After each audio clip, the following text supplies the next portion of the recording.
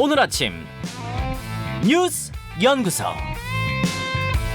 오늘 아침 뉴스의 맥을 짚어드리는 시간 뉴스연구소. 오늘도 두 분의 연구위원 나오셨어요. CBS 김광일 기자, 뉴스톱 김준일 대표. 어서 오십시오. 안녕하세요. 예, 오늘 첫 뉴스 어디로 갈까요? 역사적 과오가 적지 않지만 노태우 전 대통령 얘기군요. 그렇습니다. 오늘로 장례 사흘째입니다.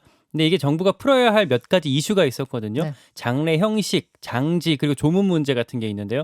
문재인 대통령은 고인의 역사적 과오가 적지 않지만 나름의 성과도 있었다. 이 원칙하에 숙제를 좀 풀고 있습니다. 예. 하나씩 좀 살펴보면요. 장례는 방금 이제 오프닝에서 말씀드린 것처럼 일단 국가장으로 하기로 했습니다. 노태우 씨가 예전에 실형 선고 받을 때 전직 대통령 예우도 박탈이 같이 됐는데요. 네. 그럴 경우에는 국가장을 할 수 있는지 여기 말씀드린 대로 법적으로 좀 애매했었거든요. 그렇죠.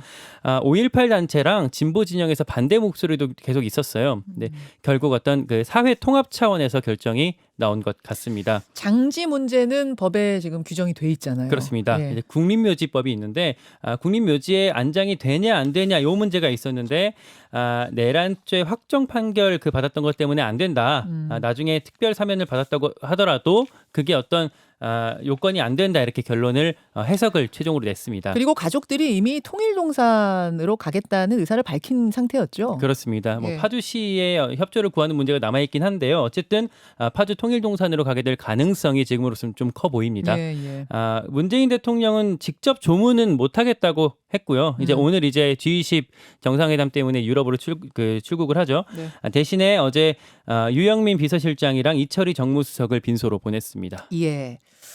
그러니까 장지는 현충원이 안 되는데 장례를 어떻게 할 것인가는 법에 딱 규정이 안 돼 있기 때문에 그때 상황에 따라 정해야 하는 이런 상황 속에서 굉장히 고민이 컸을 것 같아요. 예. 그래서 어제 이제 많은 정치인들이 조문도 하고 네네. 논란도 있고 그랬는데 이게 이제 이 복잡한 상황을 좀 이제 뭐 말해주는 거예요. 왜냐하면은 첫 번째는 이제 이 뭐 범죄를 저지른 전직 대통령에 대한 태도 이런 사람들의 태도가 좀 이제 복합적이거든요. 예를 들면은 이낙연 전 대표가 올 초에 사면 이명박 박근혜 사면 이거 추진하겠다고 했다가 굉장히 역풍을 맞았잖아요. 네네. 뭐 이런 것도 있고 지금 대선을 앞두고 또 중도층도 확장도 해야 되지만은 또 본인 지지층도 잡아야 되고 게다가 윤석열 후보가 최근에 전두환 옹호 발언 논란이 있으면서 이거에도 인식을 해야 되고 그러니까 어제 굉장히 좀 고도의 정치적 메시지들이 다 나왔어요. 예를 들면은 이재명 민주당 후보 같은 경우에는 노태우 씨를 이제 조문을 했습니다. 네. 그래서 이렇게 얘기했어요. 빛과 그림자가 있는 것이다. 그러나 결코 빛의 크기가 그 그늘을 덮지는 못한다. 조문은 갔는데 이제 메시지는 그러했고 방명록은 안 썼고. 예. 그렇죠? 그러니까요. 그래서 최소한의 노력은 했다 한마디로 얘기하면은 노태우 씨가 뭐 이런 것들을 이제 얘기를 했는데 그러니까 두루두루 고려를 한 거죠. 그러니까 이를테면 안 가면은 또 중도 진영이나 이런 데서는 예의가 없다. 아무리 그래도 뭐 이렇게 비난할 수도 있는 거고 가서 적극적으로 하면은 이제 역사 반란 수계에 대해서 뭐 하는 거냐. 그러니까 이런 식으로 한 거고 송영길 이제 민주당 대표 같은 경우는 그래서 지금 노태우가 문제가 아니라 전두환이 문제다. 전두환이 뭐 이를테면은 국가장을 치를 수도 있으니까 법 개정을 하겠다라고 해서 좀 오히려 약간 강경한 목소리를 이렇게 내긴 목소리가 있고요. 심상정 정의당 대선 후보 같은 경우에는 국가가 무엇인가에 대해서 우리 국민의 가치관을 혼란스럽게 했다. 이거 유감이다라고 좀 강하게 선명성을 이렇게 냈어요. 네네. 그리고 5.18 당시 시민군 상황실장도 노태우 씨 빈소를 찾았습니다. 당시에 박남선 씨가. 예. 그러니까 이분은 또 용서를 했다. 뭐 예. 왜냐하면 자녀들도 이렇게 대리 사과를 했기 때문에 이런 식으로 좀 복잡하게 지금 뭐 이 상황이 좀 그러니까 국민들도 좀 많이 양가적 감정을 느끼실 것 같아요. 이게 이제 전두환 씨의 경우와는 좀 다른 입체적인 인물이다 보니까 게다가 깊은 사죄를 자식들도 계속하고 있는 상황이다 보니까 이게 좀 의견들이 분분한 거군요. 분분한 게 방금 말씀드렸던 시민군 상황실장 같은 경우는 빈소 가서 이제 용서를 구했으니까 예. 내가 왔다 이렇게 얘기를 했지만 또 5.18 유족 단체 같은 경우에는 우리는 국가장 받아들일 수 없다.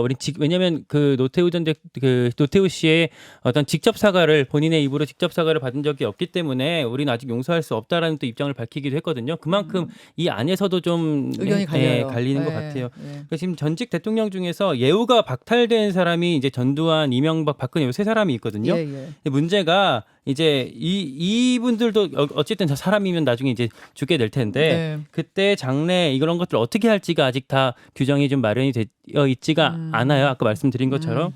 그래서 법이나 규정을 늦었지만 이제라 좀 꼼꼼히 좀 마련을 해야 될 것 같습니다. 그렇습니다. 잠시 후에 이철희 청와대 정무수석을 연결합니다. 어제 대통령은 조문을 안 갔습니다만 이철희 수석이 갔거든요. 예, 이철희 수석 얘기 좀 들어보도록 하죠. 두 번째 뉴스 갑니다. 민심이냐 당심이냐 국민의힘 대선 경선 요즘 뭐 불꽃이 튀어요. 네, 튀고 있습니다. 일단 그러니까 윤석열 후보 지지세가 지금 확 꺾였거든요. 예. 전두환 발언에다가 이제 뭐 개사과 반려견 사과 논란 이게 겹치면서 그런 것 같은데 홍준표 후보가 무섭게 치고 올라오고 있습니다. 어제 나온 여론조사 하나 보면요. 예. 갤럽이 이번 주 월, 화 이렇게 이틀 동안 전국 성인 남녀 1,008명 대상으로 조사한 건데요. 홍준표 후보가 30.7%, 윤석열 후보가 25.1%가 나왔습니다. 그러니까 표본 오차가 플러스 마이너스 3.1%포인트니까 이게 오차범위 아니긴 한데 네.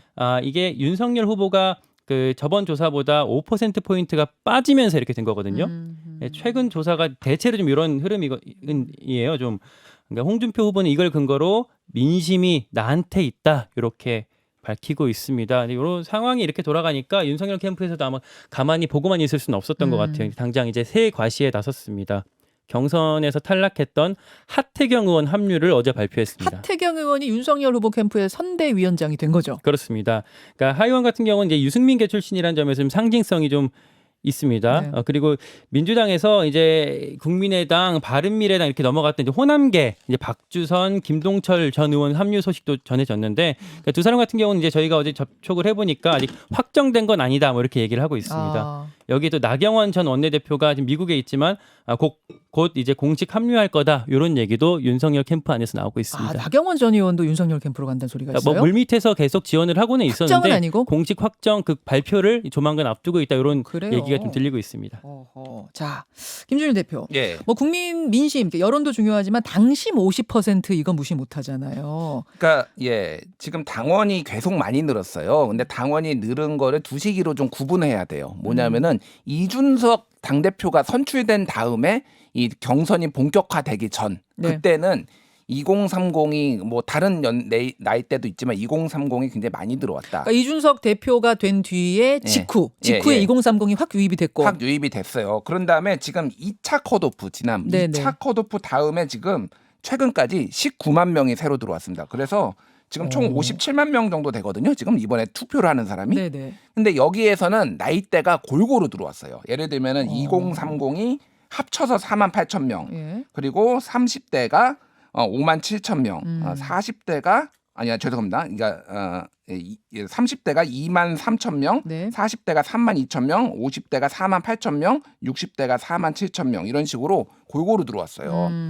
그래서 실제 2030이 많이 늘어났는데 지금 원래 국민의힘은 노장년층이 많잖아요. 네. 그래서 지금 투표인단 57만 명 중에 65%가 50대 이상입니다. 아, 그래요. 50대, 60대, 70대 이상 이게 네. 65%예요 비중이.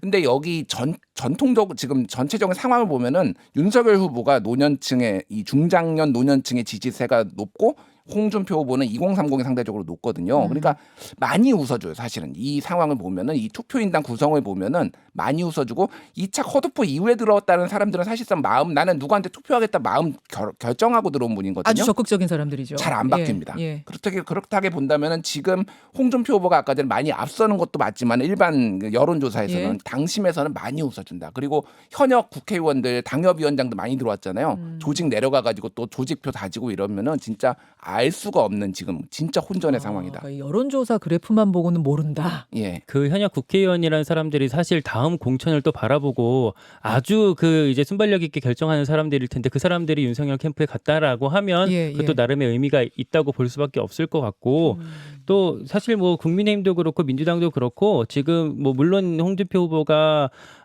최근에 어떤 그런 흐름이 있는 건 사실이지만 윤석열 후보 쪽에 지금까지는 좀 더 앞서 있지 않을까 판세를 그렇게 분석하는 경우가 지금 여의도에서도 많습니다. 진짜 모른다군요. 그러면은 어제 그래서 그 이제 국민의힘 토론이 있었잖아요. 네네. 상당히 이제 뭐 이런 갈등이 많았는데 윤석열 후보는 홍 후보는 다 배신자라고 했는데 왜 주변에 그렇게 배신자가 많냐? 사람이 없는 것을 조금 상대적으로 이거를 공격을 하니까 내가 키운 사람에게 배신은 많이 당해봤는데 홍 캠프에 가신 분들이 배신자들이 많다. 나를 배신한 분들이 많다. 뭐 이런 얘기도 하고요. 그리고 어제 이제 그 하태경 의원이 그 캠프에 윤석열 캠프에 들어갔잖아요. 그러니까 한물간 정치인들만 끌어모으고 있다. 기득권 정치인들이 가득하다. 그래서 간접적으로 이름은 언급 안 했지만 하태경 의원을 상당히 비판하는. 홍 캠프에서 아니면 홍 후보가? 홍 후보가 SNS에 홍 후보가 직접 본인의 SNS에 썼습니다. 한물간 정치인? 뭐 기득권 정치인 이런 사람들이 지금 다 가고 있다. 그렇게 지목한 하태경 의원을 잠시 후에 연결하겠습니다. 민주당 얘기 잠깐 좀 덧붙이면요. 예. 이재명 후보가 확정된 뒤에 지금 약간 민주당은 좀 붕 떠 있거든요. 그러니까 그나마 이제 이재명 후보가 지사직 사퇴하고 뭐 이낙연 대표 만나고 뭐 문재인 대통령 만나고 했으니까 좀 운신의 폭이 좀 넓어지긴 했는데 일단 좀 붕 떠 있는 상태에서 지금은 본선 선대위 구성에 좀 열중을 하고 있습니다. 네, 이제 네. 선대위가 다음 주 화요일 날 이제 출범할 예정이라고 해요. 근데 네. 그 안에 이낙연 캠프 인사들한테 좀 요직을 좀 제안을 했는데 그 몇몇이 거부하면서 그래요? 예. 아, 뭐 홍영표 예. 이런 분들이 좀 거부했다고 전해지고 서른 있거든요. 의원 이런 분들? 예. 아니, 서른 의원한테는 제안이 간지도 좀 확인 모르겠고. 예. 홍영표 의원은 거부했다는 얘기가 예, 나오고 확인됐습니까? 있습니다. 뭐 건너서 예 전해 듣고 있습니다. 그래요. 예, 이런 상황이어서 좀 원팀 뭐 이런 문제가 조금 난항을 겪고 있는 것으로 지금까지는 좀 볼 수가 있을 것 같아요. 예. 예. 그 와중에 어제 밤에 말이죠. 유승민 캠프에서 우리 단일화한다는 막 소문 도는데 그거 아닙니다라는 어떤 자료를 기자들한테 쫙 뿌렸어요. 그러니까 그런 어떤 지라시가 좀 돌았어요. 유승민, 홍준표 단일화가 뭐 가시화되고 있다. 근데 이제 유승민 후보가 난 그럴 마음 없다라고 이제 공식 자료를 배포를 했습니다. 알겠습니다. 다음으로 가죠. 공포의 주말 헬로윈데이. 이거 무슨 얘기 하시려고요? 코로나19 소식입니다. 그러니까 주춤하는가 싶더니 다시 또 긴장의 끈을 조여야 할 상황이 좀 되고 있는 것 같습니다. 일단 어제 발표된 그제 확진자가 거의 2,000명에 육박을 했거든요. 예. 그러니까 그 전까지는 좀 잠잠했는데 하루 만에 이제 700명 정도가 급증을 했습니다. 다음 주부터 우리가 이제 위드 코로나, 그러니까 단계적 일상 회복을 시작한다는 소식이 전해지니까 긴장감이 좀 느슨해진 것 같은데요. 이렇게 바로 나타나요?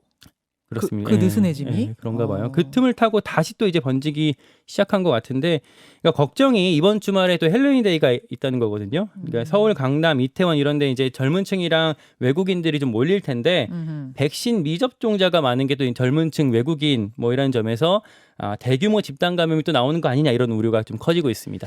사실은 이제 중장년층에게는 할로윈 하면 이게 뭐 우리랑 상관 있는 일이 아닌 것 같지만 젊은 층에서는 요즘 이 할로윈 데이라는 게 대단하다면서요. 뭐 길게 보면 한 10년, 네. 짧게 보면 한 5, 6년 이 할로윈은 한마디로 얘기하면은 별다른 의미 없이 놀 수 있는 신종 명절이다. 이렇게 보시면 될 것 같아요. 그러니까 보통 이제 명절, 공휴일 보면은 뭐 3일절, 현충일, 뭐 크리스마스 그럼 뭔가를 기리거나 그래야 되잖아요. 예. 헬로윈은 그냥 대놓고 노는 거거든요. 그러니까 아무 것 없이. 할로윈 파티. 파티하고 복장, 분장하고 이런 것들이 좀 일상에 대한 일탈 그리고 뭐 이런 좀비 영화나 이런 문화들이 상당히 이게 보편화된 거 이런 것까지 다 겹쳐지면서 뭐 유치원에서도 난립니다. 사실은 이런 거 그래요. 하면은 예, 그 정도로 문제 하는데 지금 이제 이번 주까지는 그거잖아요. 아직 그 단계적 일상 회복에 들어간 게 아니잖아요. 아니죠. 그러니까 애프터 할로윈 파티도 지금 많은 클럽에서 지금 계획하고 있답니다. 다음 주에. 네.